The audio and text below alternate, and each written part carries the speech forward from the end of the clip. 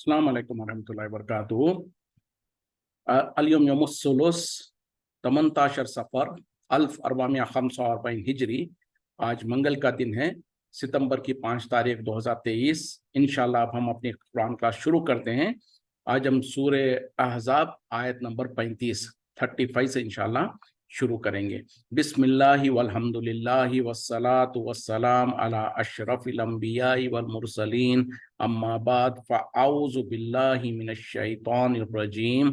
رب اشرح لی صدری ویسر لی امری واحلل عقدۃ من لسانی یفقہوا قولی ربی زدنی علما۔ اعوذ باللہ من الشیطان الرجیم۔ ان المسلمین، بے شک مسلمان مرد، والمسلماتی اور مسلمان عورتیں، والمومنین اور مومن مرد، والمومناتی اور مومن عورتیں، والخانتین اور فرما بردار مرد، والخانتاتی اور فرما بردار عورتیں، والصادقین اور سچ بولنے والے مرد یعنی سچے مرد، والصادقاتی اور سچی عورتیں، والصابرین اور صبر کرنے والے مرد، والصابراتی اور صبر کرنے والی عورتیں، والخاشعین اور عاجزی کرنے والے مرد، والخاشیاتی اور عاجزی کرنے والی عورتیں، والمتصدقین اور صدقہ کرنے والے مرد، والمتصدقاتی اور صدقہ کرنے والی عورتیں، والصائمین اور روزے رکھنے والے مرد، والصائماتی اور روزے رکھنے والی عورتیں، والحافظین اور حفاظت کرنے والے مرد، فروجہم اپنے شرمگاہوں کی، والحافظاتی اور حفاظت کرنے والی عورتیں، والذاکرین اللہ کثیرا اور کثرت سے ذکر کرنے والے اللہ کا، کثرت سے اللہ کا ذکر کرنے والے مرد، والذاکراتی اور ذکر کرنے والی عورتیں، اعد اللہ لہم تیار کر رکھا ہے اللہ تعالیٰ نے ان کے لیے، مغفرتن مغفرت، و اجرا عظیم اور اجر عظیم۔ بے شک مسلمان مرد اور مسلمان عورتیں، مومنہ مرد اور مومنہ عورتیں، اور فرما بردار مرد اور فرما بردار عورتیں، اور سچ بولنے والے اور سچے مرد، اور سچ بولنے والی اور سچی عورتیں، اور صبر کرنے والے مرد اور صبر کرنے والی عورتیں، اور عاجزی کرنے والے مرد اور عاجزی کرنے والی عورتیں، اور صدقہ کرنے والے مرد اور صدقہ کرنے والی عورتیں، اور سب روزے رکھنے والے مرد اور روزے رکھنے والی عورتیں، اور اپنے شرمگاہوں کی حفاظت کرنے والے مرد اور اپنے شرمگاہوں کی حفاظت کرنے والی عورتیں، اور کثرت سے اللہ کا ذکر کرنے والے مرد اور عورتیں، اللہ تعالیٰ نے ان کے لیے تیار کر رکھا ہے مغفرت یعنی بخشش اور اجر عظیم، بہت بڑا اجر۔ یہ قرآن کا جو عام اصول ہے اس سے ہٹ کر اس آیت میں اللہ تعالیٰ نے ہر عمل کے بارے میں مرد اور عورتوں کو الگ الگ کر کے بیان کیا ہے۔ اس کی شان نزول یہ ہے کہ خاص طور پہ حضرت ام سلمہ رضی اللہ عنہا جو کہ ام المومنین ہے، وہ اور کچھ صحابیات جو سو یہ کہتی تھی کہ دیکھیں قرآن میں اللہ تعالیٰ اکثر جو سو ہر جگہ پر مردوں کو ہی مخاطب کرتا ہے، ہم عورتوں کو اللہ تعالیٰ مخاطب نہیں کرتا، یعنی جہاں کہیں بھی کوئی حکم آتا ہے، کوئی ذکر آتا ہے تو عمومی طور پر مردوں کا نام لیا جاتا ہے، تو ہم عورتوں کو کیوں ہمارا اللہ تعالیٰ مخاطب نہیں کرتا؟ تو اس ان کی جو شکایت تھی یا ان کی خواہش تھی، تو اس کے اوپر اللہ تعالیٰ ان کی دل کو خوش کرنے کے لیے اس طریقے سے اس آیت میں پورے کے پورے ہر ایک نیک عمل کرنے والے مرد اور عورتوں کو الگ الگ کر کے ذکر کیا۔ اس کے بعد پھر آخری میں کہا کہ ایسے ہی لوگوں کے لیے اللہ تعالیٰ نے بہت بڑا مغفرت اور ان کے لیے بڑا اجر تیار کر کے رکھا ہے۔ تو پتہ کیا چلا، اگرچہ کہ اس کے علاوہ جو قرآن میں عام اصول ہے جہاں پر اللہ تعالیٰ مردوں کو ہی جیسے عام طور پر مخاطب کرتا ہے، اس سے مطلب صرف یہ نہیں ہے کہ صرف مرد ہی مخاطب ہے، جب جیسے کہ عام طور پہ بھی اردو زبان میں بھی اور اکثر جگہوں پر بھی جو سو دوسری زبانوں میں بھی یہی کچھ اسلوب ہوتا ہے کہ ایک ہی جنڈر یوز کیا جاتا، لیکن اس سے مخاطب اور اس سے معنی اور مفہوم دونوں ہر ایک کے لیے एप्लीकेबल होता है, एक्सेप्ट जहां जहां पर कोई एक्सेप्शन हो। जैसे कि कुरान में अल्लाह ताला ने जो आम तौर पे अहकामात बयान किए हैं वो मर्दों और औरतों के लिए, दोनों के लिए एकसा है, अनलेस कोई ऐसे मखसूस अहकाम हो जो सिर्फ मर्दों के लिए हो। उसी तरीके से औरतों के लिए कुछ मखसूस अहकामात होंगे तो उसको अलग से अल्लाह ताला ने बयान कर दिया। वरना तो जो भी अहकामात है, जो भी जिक्र किया गया है, मोमिन जब कहा जाता तो उसमें मोमिन मर्द और मोमिन औरतें दोनों आ जाती है। मुस्लिम जब कहा जाता है तो मुस्लिम मर्द और मुस्लिम औरतें दोनों आ जाती हैं। तो इस तरीके से जनरल रूल है। लेकिन चूंकि कुछ सहाबियात को जो सो इस तरीके से उनको एक ख्वाहिश थी, तो अल्लाह ताला उनकी ख्वाहिश को पूरा करने के लिए और उनका दिल जोई करने के लिए इस आयत में हर एक को अलग अलग मर्द और औरत का जिक्र करके फिर अल्लाह ताला ने आगे बात को पूरा किया है। तो अब यहाँ पर जो सो मुसलमान मर्द और मुसलमान औरतें, मोमिन मर्द और मोमिन औरतें अलग अलग बयान किया गया है। तो इसमें मतलब क्या है, जब अलग अलग बयान किया जाएगा तो इनमें फर्क होगा। और अगर नहीं तो कहीं पर अगर मुसलमान कह दिया गया तो मुसलमान से मुराद मुसलमान और मोमिन दोनों होंगे। उसी तरीके से कहीं पर मोमिन कह दिया गया तो उससे मुराद मोमिन और मुसलमान दोनों होंगे। दोनों में थोड़ा सा फर्क है, जैसे कि मैंने पहले भी बताया था। उस हदीस से खास तौर पे जो सो फर्क का हम महसूस कर सकते हैं, जो हदीस जिब्रील जिसको कहा जाता है। एक मरतबा हजरत जिब्रील अलैहिस्सलाम इंसानी शक्ल में आए और नबी सल्लल्लाहु अलैहि वसल्लम जो सो एक महफिल में अपने सहाबा के साथ बैठे हुए थे। वो सीधा आए, नबी सल्लल्लाहु अलैहि वसल्लम के पास आए और आपसे घुटनों को घुटने लगाकर बैठ गए और आपसे कुछ सवालात पूछा, बताओ कि इस्लाम क्या है। तो नबी सल्लल्लाहु अलैहि वसल्लम ने जवाब दिया, इस्लाम ये है कि तुम जो सो शहादत का कलमा पढ़ना है, ला इलाहा इल्लल्लाह कहना है, उसके बाद नमाज की पाबंदी करना, रोजे रखना, ज़कात अदा करना, और जो हज जिसके ऊपर फर्ज है वो हज अदा करे। तो उन सामने से जो इंसान की शक्ल में आए थे उन्होंने कहा कि आप सच कहा, आपने सच कहा। फिर उसके बाद कहा कि बताओ ईमान क्या है। तो आप सल्लल्लाहु अलैहि वसल्लम ने ईमान के अरकान बताए। तो उन्होंने कहा कि आपने सच कहा। तो इस तरीके से वहां पर जो नबी सल्लल्लाहु अलैहि वसल्लम से पूछा गया और नबी सल्लल्लाहु अलैहि वसल्लम ने जो जवाब दिया, जिसके ऊपर हजरत जिब्रील अलैहिस्सलाम ने कहा कि आपने सच कहा। तो वहां पर इस्लाम की तारीफ बताई गई। तो मतलब क्या है, जो लोग इस्लाम के अहकामात, जो इस्लाम के अरकान है उस पर पाबंदी करते हैं तो वो मुसलमान हो जाएगा। जो ईमान के जो तकाजे हैं उसको पूरा करने वाला होगा वो मोमिन होगा। उसके बाद फिर आपने कहा था कि बताओ एहसान क्या है। तो नबी सल्लल्लाहु अलैहि वसल्लम ने कहा कि अल्लाह की इबादत इस तरीके से करना कि गोया उसको देख रहे हो। और अगर ये एहसास ना हो सके, ये कैफियत ना आ सके, तो कम से कम ये एहसास रखो कि अल्लाह ताला तुम्हें देख रहा है। तो इसको कहा कि ये एहसान है। और जो आदमी और जो मर्द और औरत इस मुकाम पर फाइज हो जाएंगे उसको मोहसिन कहा जाएगा। तो क्या तीन दर्जे क्या है, मुस्लिम, मोमिन, मोहसिन। तो इसकी जैसे कि मैं मिसाल देता हूँ,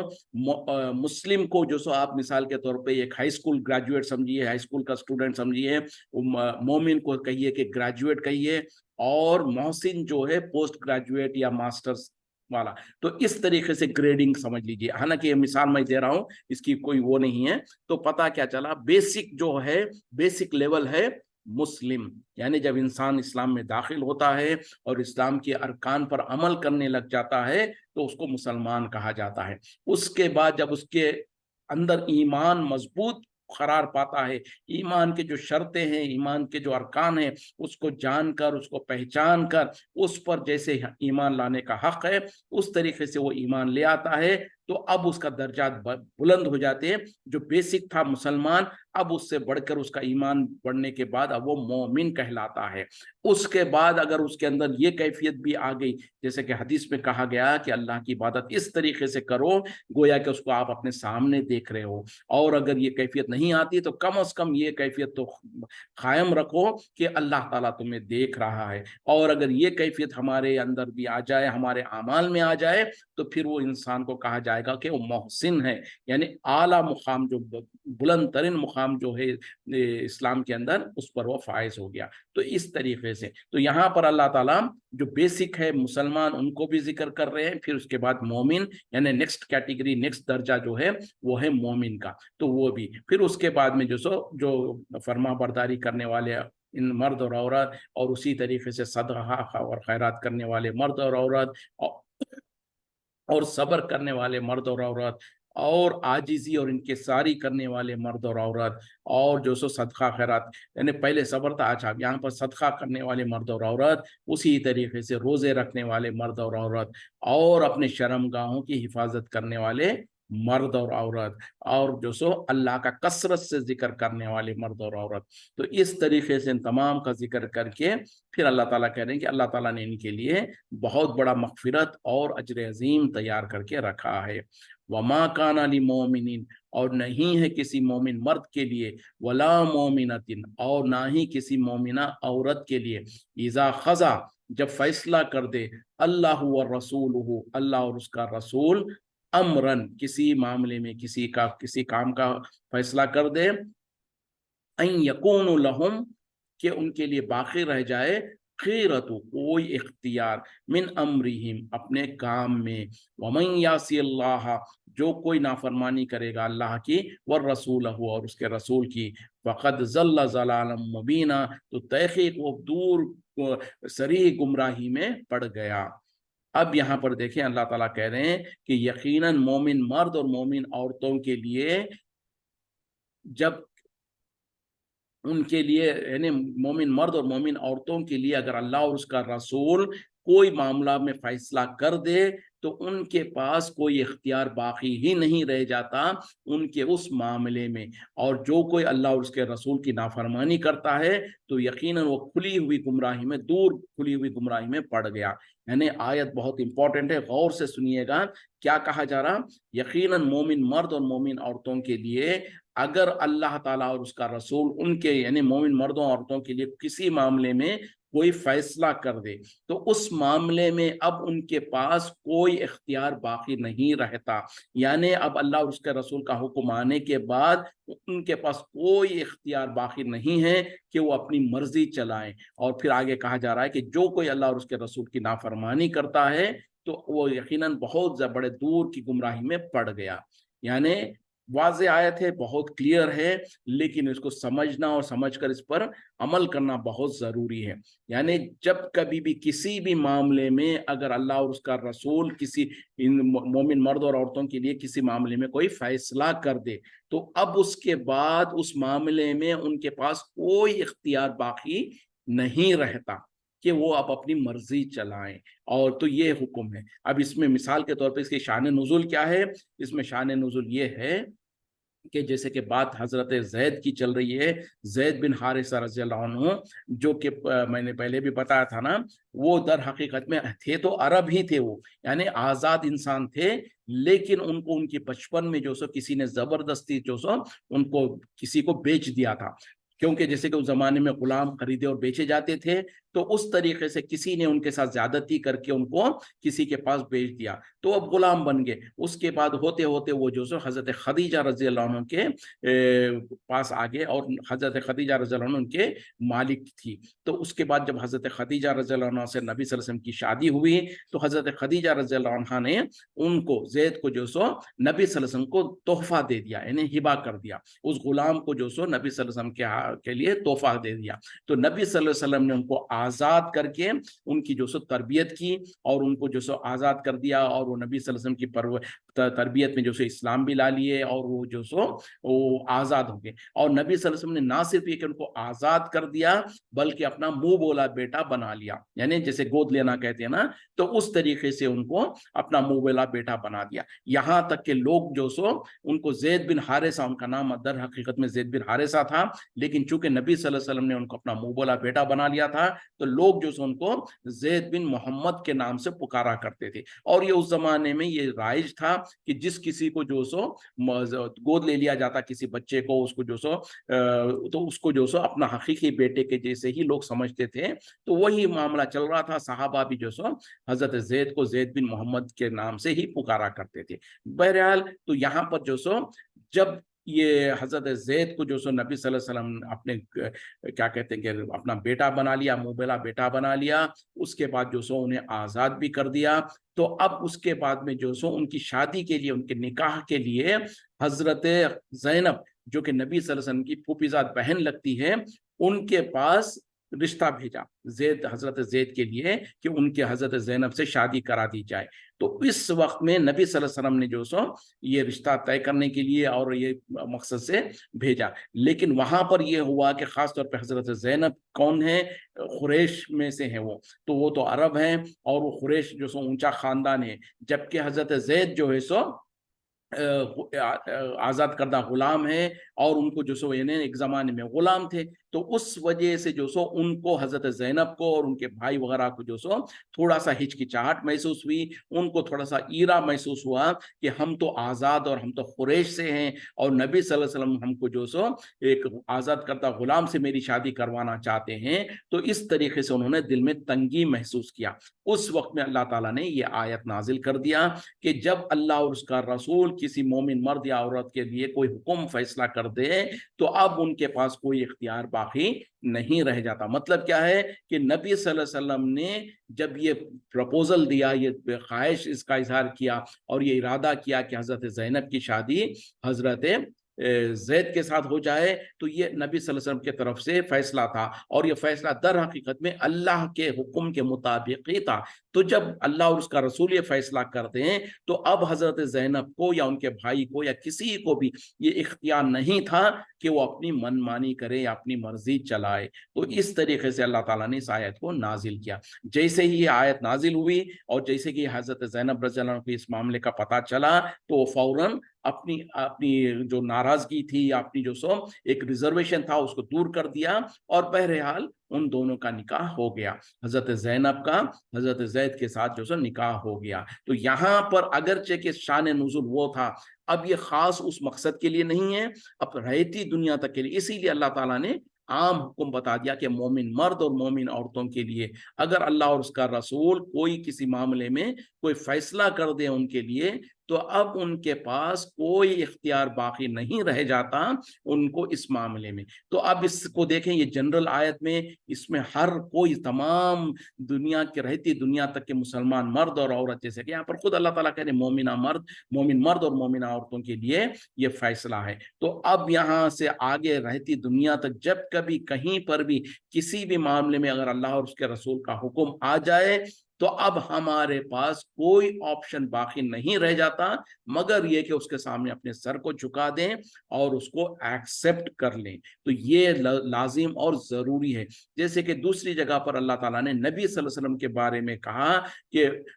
اللہ کی قسم وہ لوگ اس وقت تک ایمان والے ہو ہی نہیں سکتے ہیں جب تک کہ اے نبی صلی اللہ علیہ وسلم آپ کو یہ اپنے درمیان میں جو بھی ان کے آپس کے اختلافات ہوتے ہیں اس میں آپ کو اپنا فیصل نہ بنا لے، یعنی آپ کو جو سو فائنل اتھارٹی نہ بنا لے، اور جب بھی آپ کوئی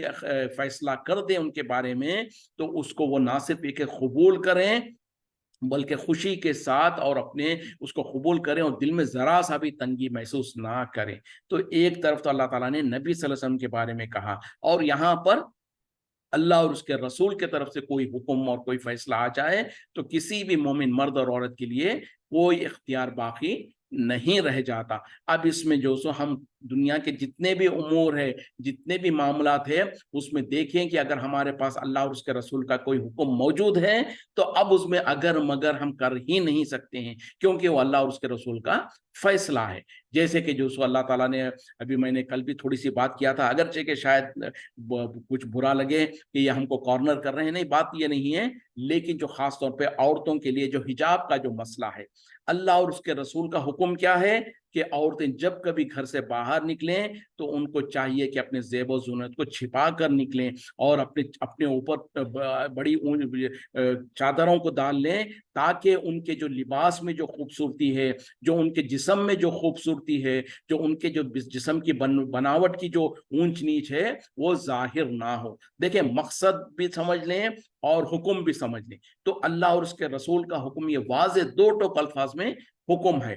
جس کو کوئی انکار نہیں کر سکتا ہے. یعنی اللہ اور اس کے رسول کا حکم مطلب کیا ہے؟ اللہ کا حکم قرآن کی آیتیں اور نبی کا حکم अहादीस और आप सल्लल्लाहु अलैहि वसल्लम का फरमाना। तो इस तरीके से ये हुक्म वाज़ेह है कि जो सो औरतें जब कभी घरों से बाहर निकलें तो उनको चाहिए कि वो अपने ज़ेब व ज़ीनत को, अपनी आराइश को, अपने मेकअप और अपनी जो सो खूबसूरती को, इसको सारी चीज़ों को छिपा कर निकलें और अपने चेहरों के ऊपर, अब ये एक मसला है कि चेहरे का पर्दा है नहीं है, ये बहुत बड़ा लोग ये करते हैं। तो बहरहाल उसमें मकसद को समझ लें। जब मकसद क्या कहा गया कि जिस्म के अंदर और कपड़े जो लिबास जो आप पहनते हैं उसमें जो खूबसूरती है उसको तक छिपाने का हुक्म दिया गया है। तो जो चेहरा जो है जिस्म में सबसे ज्यादा अट्रैक्टिव चीज होती है, सबसे ज्यादा लोगों को अगर अट्रैक्ट करता है तो सबसे पहले इंसान चेहरे के तरफ ही देखता है जिस्म में से, और उसके बाद दूसरी तरफ जाता है। तो जो जब लिबास के अट्रैक्शन को, लिबास की खूबसूरती को छिपाने का हुक्म है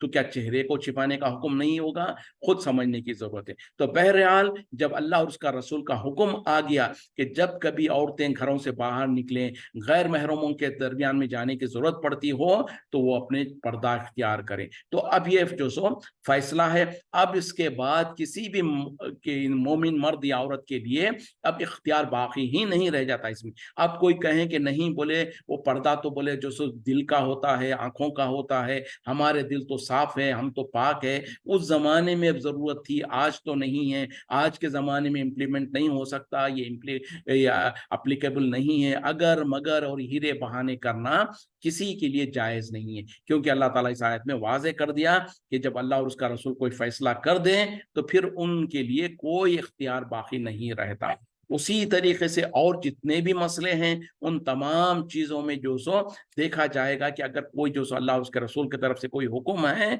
तो अब उसके सामने हम अगर मगर नहीं कर सकते, वो हमारे लिए फाइनल अथॉरिटी है। और जब हुक्म आ गया तो उसके सामने सर झुकाने के अलावा आपके और हमारे पास कोई इख्तियार बाकी ही नहीं रहता। क्यों कि हमने फिर अपना, जब इस्लाम ले आया तो हमने अपने आप को सरेंडर कर दिया अल्लाह और उसके रसूल के हुक्म के मुताबिक। अल्लाह के सामने जब हमने कह दिया कि ला इलाहा इल्लल्लाह, तो हमने गवाही दे दिए, हमने मान लिया कि नहीं है कोई हकीकी माबूद अल्लाह के सिवा। तो जब ये कह दिया इसका मतलब ये है कि हमने अपने आप को, अपनी मर्जी को, अपनी ख्वाहिशात को जो सो अल्लाह के मर्जी के मुताबिक, अल्लाह की मर्जी के सामने हमने सरेंडर कर दिया। मुस्लिम कहते ही उस इंसान को है जो अपनी फर्मा बरदारी का जो सो वादा कर चुका, जो उसने अहद कर लिया कि या अल्लाह मैं तेरी फर्मा बरदारी करूंगा, अपने आप को, अपनी मर्जी को तेरी मर्जी के सामने सरेंडर करता हूँ, सुपुर्द करता हूँ। तो जब हमने ये कह दिया, हम इस गुलामी में आ गए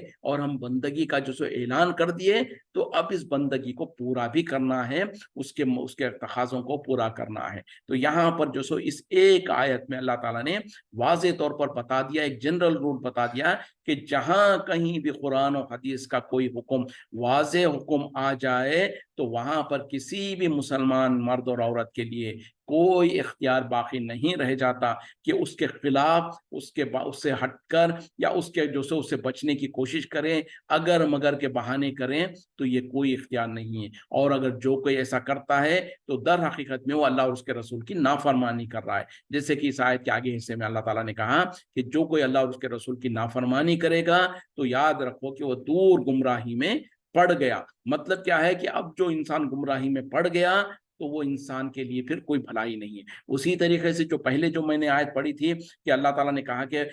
तेरे रब की हो कसम कि वो उस वक्त तक ईमान वाले हो ही नहीं सकते हैं जब तक कि ए नबी सल्लल्लाहु अलैहि वसल्लम आपको वो अपने तमाम इख्तलाफी मसलों में फैसल ना बना ले। तो उसमें तो अल्लाह ताला ने ईमान का ही इनकार कर दिया। यानी नबी का हुक्म आ जाए किसी मामले में और हम उसके बाद अगर मगर कहने लगे और कहें कि नहीं वो तो ठीक है, लेकिन हम तो ये हैं, हम तो फलां को मानने वाले हैं, हम तो फलां इमाम के पीछे चलने वाले हैं। जैसे कि आज अक्सर जो सो दीन के मामले में खास तौर पे, हालांकि दुनिया के मामले में भी ये चीज अप्लीकेबल है, लेकिन जब दीन के मामले में कभी किसी को कहा जाता है कि देखो कुरान का हुक्म ये है, हदीस का फरमान ये है, तो आगे से लोग कहते हैं कि नहीं, बोले वो तो सही है, हम तो फलां इमाम को मानने वाले हैं और फलां इमाम का मसलक और फलां इमाम का कौल तो ये है। इसका मतलब क्या है? हम नबी के हुक्म के मुताबिक, नबी के हुक्म के सामने, नबी की हदीस چیز کے سامنے ہم کسی اور کو لے آ رہے ہیں, کسی اور کے قول کو ہم ترجیح دینا چاہتے ہیں, تو اللہ تعالیٰ تو کہہ رہا ہے کہ وہ ایمان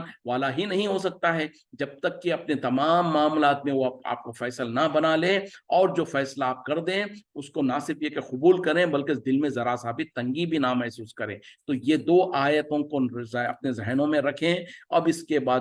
ہمیشہ جو بھی معاملہ ہوگا, چاہے وہ دین کا معاملہ ہو چاہے دنیا کا معاملہ ہو, شادی بیاہ کا معاملہ ہو, اس میں بھی اللہ اور اس کے رسول کی طرف سے کیا فیصلہ کیا گیا ہے وہ دیکھنا پڑے گا. اب کوئی انسان یہ نہیں کہہ سکتا نہیں بولے وہ تو فلاں وقت کا فیصلہ تھا, اب ہمارے لیے تو ہمارے حالت تو الگ ہیں, ہم اس طریقے سے نہیں کریں گے, نہیں چلے گا. اگر آپ مسلمان ہیں, آپ مومن ہیں, تو آپ کو اور ہمارے لیے لازم اور ضروری ہے کہ اللہ اور اس کے رسول کے فیصلے کے مطابق اپنے اعمال کو ڈھالیں اور اللہ اس کے رسول کے فیصلے کے سامنے سر کو جھکا دیں. بہرحال اس پر اور بہت ساری بات کر سکتے تھے, ابھی ذہن میں میرے فی الحال اتنی ہی آ رہی تھی, امید کرتا ہوں کہ بات سمجھ میں آ گئی ہو. وَإِسْتَقُولُ, اور جب آپ کہہ رہے تھے, لِلَّذِي, اس شخص سے, انعم اللہ علیہ, جس کے اوپر انعام کیا اللہ نے, وَأَنْعَمْتَ علیہ, اور جس کے اوپر آپ نے بھی انعام کیا, امسک علیکہ, روکے رکھ اپنے پاس, زوجکا, اپنی بیوی کو, واتق اللہ, اور ڈرتے رہے اللہ سے, وتخفی, اور آپ چھپا رہے تھے, فی نفسکا, اپنے نفس میں, اپنے دل میں, مَاللہ مبدیہ, وہ جو اللہ تعالیٰ ظاہر کرنے والا تھا, وتخشى الناس, اور آپ ڈر رہے تھے لوگوں سے, واللہ احق, اور اللہ تعالیٰ زیادہ حق رکھتا ہے, ان تخشاہ, کہ اس سے ڈرا جائے. فلما خزا زید, پھر جب پوری کر لیا زید نے, منہا, اس سے, یعنی ان کی بیوی سے, وطرن, اپنی حاجت, زوجناکہا, ہم نے انہیں آپ کے نکاح میں دیا, لکی لا یکونا, تاکہ نہ رہ جائے, علی المومنین حرج, مومنوں پر کوئی حرج, فی ازواجی, بیویوں میں, ادعیائہم, اپنے منہ بیلے بیٹوں کے بیویوں کے معاملے میں, اذا خذو منہن, جبکہ وہ پورا کر چکے ہوں ان سے, وطرن, اپنی حاجت, وکان امر اللہ مفعولا, اور ہے اللہ کا حکم ہو کر رہنے والا. لمبی آیت ہے اور ذرا سمجھنے کی ضرورت ہے. اب اللہ تعالیٰ یہاں پر کہہ رہے ہیں کہ جب آپ کہہ رہے تھے اس انسان سے, اس شخص سے جس کے اوپر اللہ تعالیٰ نے انعام کیا, اور آپ نے بھی ان کے اوپر انعام کیا کہ اپنی بیوی کو روکے رکھو, اور آپ کہہ رہے تھے کہ اس سے کہ تو اللہ سے ڈر, اور یہ کہ آپ اپنے نفس میں اس بات کو چھپا رہے تھے جو اللہ تعالیٰ واضح کرنے والا تھا, اس کو ظاہر کرنے والا تھا, اور آپ لوگوں سے ڈر رہے تھے, جبکہ اللہ تعالیٰ زیادہ حق رکھتا ہے کہ اس سے ڈرا جائے. پھر اب اللہ تعالیٰ اس معاملے کو ذکر کر رہے ہیں کہ جب زید نے اپنی بیوی سے اپنی حاجت کو پوری کر لیا, تو ہم نے اسے, یعنی ان کی بیوی کو, آپ کے نکاح میں دے دیا, تاکہ کوئی حرج باقی نہ رہ جائے مومنوں پر, ان کی اپنے منہ بیلے بیٹوں کی بیویوں کے بارے میں, جبکہ وہ خاص طور پہ ان سے اپنی حاجت کو پوری کر چکے ہوں, اور یہ ہے کہ یہ اللہ کا حکم ہے جو کہ ہو کر رہنے والا تھا. تو اب یہاں پر جو خاص طور پہ جو بات چل رہی تھی حضرت زید رضی اللہ عنہ کی, اور ان کی نکاح جو حضرت زینب سے ہوا تھا, اسی معاملے کو اب یہاں پر ذکر کیا جا رہا ہے. تو معاملہ کیا ہوا, جیسے کہ ہم نے پہلے بات کیا تھا کہ جب اللہ کا حکم آ گیا, تو حضرت زینب رضی اللہ عنہ نے نکاح کے لیے راضی ہو گئیں, اور جو سو حضرت زینب کا نکاح حضرت زید کے ساتھ ہو گیا. لیکن نکاح ہو گیا, کچھ عرصہ گزرنے کے بعد بھی جو سو ان کے آپس میں جو سو انبن رہتی تھی, کیونکہ جو سو حضرت زینب جو ہے وہ تو قریش خاندان سے تھی, وہ تو جو سو اونچے خاندان سے تھی, تو ان کے پاس اپنی ان کی سوچ اور اپنا سٹینڈرڈ تھا. اس کے برعکس میں حضرت زید رضی اللہ عنہ جو ہے وہ ایک لمبے عرصے تک غلام تھے, تو ان کے بہرحال ان کے طبیعت میں جو سو اس طریقے کا, ان کی طبیعت اس طریقے کی تھی, تو آپس میں دونوں کی طبیعتیں اور دونوں کے مزاج نہیں ملتے تھے, جس کی وجہ سے بہت زیادہ آپس میں اختلاف وغیرہ رہتا تھا. یہاں تک کہ حضرت زید رضی اللہ عنہ نے نبی صلی اللہ علیہ وسلم کے پاس بار بار آپ کے پاس آ کر بتایا کہ میری جو سو حضرت زینب کے ساتھ نہیں بنتی ہے, اور معاملہ ہمارا جو سو آپس میں इख्तलाफ रहता है अक्सर, और उन्होंने जो सो हजरत ज़ैनब को तलाक देने की ख्वाहिश और अपने इरादे का भी इजहार किया नबी सल्लल्लाहु अलैहि वसल्लम के पास। उसी का यहाँ पर जिक्र किया जा रहा है। यानी तो अल्लाह ताला कह रहे हैं कि जब आप यानी हजरत जैद से आप कह रहे थे, वो जैद जिसके ऊपर अल्लाह ताला ने इनाम किया, और अल्लाह ताला का इनाम क्या है कि वो एक वक्त में जो सो गुलाम थे, तो अल्लाह के तरफ से उनको आज़ाद किया गया, और उसी तरीके से वो इस्लाम नहीं कबूल किए हुए थे, तो अल्लाह ताला के तरफ से इनाम ये हुआ कि वो इस्लाम को कबूल कर लिए। फिर उसके बाद नबी सल्लल्लाहु अलैहि वसल्लम की तरफ से उनके ऊपर इनाम ये था कि नबी सल्लल्लाहु अलैहि वसल्लम ने उनको आज़ाद कर दिया, फिर उनको अपना मुंह बोला बेटा बना लिया, और फिर ये अपनी पुपेरी बहन के लिए उनका निकाह के लिए तजवीज़ किया और उनसे निकाह भी करा दिया। तो अल्लाह और उसके नबी का ये एहसान था उनके ऊपर। तो उसी को जिक्र किया जा रहा, उस इंसान के से आप बात कर रहे थे जिसके ऊपर अल्लाह ने भी एहसान किया है और आपने भी इनाम किया है, और आप क्या कह रहे थे उनको कि अपनी बीवी को अपने पास रोके रख। मतलब क्या है कि जब हजरत जैद जो सो नबी सल्लल्लाहु अलैहि वसल्लम के पास आकर शिकायत करते थे, तो उस वक्त में नबी सल्लल्लाहु अलैहि वसल्लम उनको तलखीन करते थे कि नहीं, किसी भी तरीके से तुम कोशिश करो और उनके साथ निबाह करते रहो, उनके साथ अपनी तलाक का मामले तक मत जाओ, और उनके साथ अपनी जिंदगी को गुजर बसर करो। तो उस वक्त में नबी सल्लल्लाहु अलैहि वसल्लम जो नसीहत कर रहे थे और कह रहे थे कि तू अल्लाह से डरते रहे, तो अल्लाह ताला उसी बात को जिक्र कर रहे हैं और ये कह रहे हैं कि आप अपने नफ्स में उस बात को छिपाए रख रहे थे जो अल्लाह ताला उसको जाहिर करने वाला था। ये क्या बात है? ये वही बात है जो आगे आयत में कहा जा रहा है कि अल्लाह ताला ने नबी सल्लल्लाहु अलैहि वसल्लम को वही के जरिए से बता दिया था कि देखो बोले ज़ैनब और ज़ैद के बीच में जो ना इख्तलाफात है, ये बात यहाँ तक जाएगी कि हजरत ज़ैद यकीनन उनको तलाक दे देंगे, और उनके तलाक होने के बाद जब इद्दत पूरी हो जाएगी तो हमने आपके लिए हजरत ज़ैनब को आपके निकाह में देने का इरादा किया हुआ है। यानी अल्लाह का ये फैसला था कि अल्लाह ताला जो सो जब उनकी हजरत ज़ैद के साथ तलाक हो जाएगी, फिर वो इद्दत पूरी होने के बाद अल्लाह ताला चाहते थे कि नबी सल्लल्लाहु अलैहि वसल्लम उनके साथ निकाह कर ले। तो इस बात को अल्लाह ताला ने पहले ही वही के जरिए से आप सल्लल्लाहु अलैहि वसल्लम को बता दिया था। तो ये बात आप सल्लल्लाहु अलैहि वसल्लम दिल में छुपा के रखे थे, और क्यों कि जैसे कि खुद अल्लाह ताला यहाँ पर बता रहे हैं कि वह तख्शन नासा, और आप लोगों से डर रहे थे, और ये एक फितरी डर था। वो क्यों कि खास तौर पे हजरत ज़ैद तो जो सो नबी सल्लल्लाहु अलैहि वसल्लम के मुंह बोले बेटे थे, तो उस हिसाब से ज़ैनब, हजरत ज़ैनब क्या है, आपकी बहू लगती हैं। तो इस तरीके से अब ये मामला ये हो गया कि जो सो अगर उनका निकाह हो, नबी सल्लल्लाहु अलैहि वसल्लम का निकाह हजरत ज़ैनब से हो जाए, तो लोग क्या कहेंगे कि देखो बोले मोहम्मद सल्लल्लाहु अलैहि वसल्लम तो जो सो अपनी बहू से निकाह कर लिया है। तो ये मामले की वजह से, क्योंकि उस जमाने में माशरे में बहुत मायूब बात थी, हालांकि जो हकीकी बेटा जो होता है उसकी जो बीवी है जो ससुरे के लिए वो तो महरम होती है, और उसको निकाह नहीं कर सकते उससे। लेकिन यहाँ पर चूंकि मुंह बोले बेटे का मामला था, तो मुंह बोले बेटे का मामला हकीकी बेटे के कानून के दायरे में नहीं आता है। और इस बात को अल्लाह ताला इस जो जाहिलियत के वक्त से जो एक सिलसिला चला आ रहा था, इस बात को खत्म करने के लिए नबी सल्लल्लाहु अलैहि वसल्लम को अल्लाह ताला ने इस निकाह करने पर इरादा करवाया, ताकि ये एक रस्म जो चल रही थी उस रस्म को खत्म किया जाए। वक्त खत्म हो रहा है, अगरचे के थोड़ी बात बाकी रह गई, इंशाल्लाह हो सके तो अगली क्लास में करेंगे। वाखिर दावाना अल्हम्दुलिल्लाहि रब्बिल आलमीन, सुब्हानका अल्लाहुम्मा बिहम्दिका, अशहदु अन ला इलाहा इल्ला अंता अस्तगफिरुका व अतूबु इलैक। अस्सलामु अलैकुम व रहमतुल्लाहि व बरकातुहू।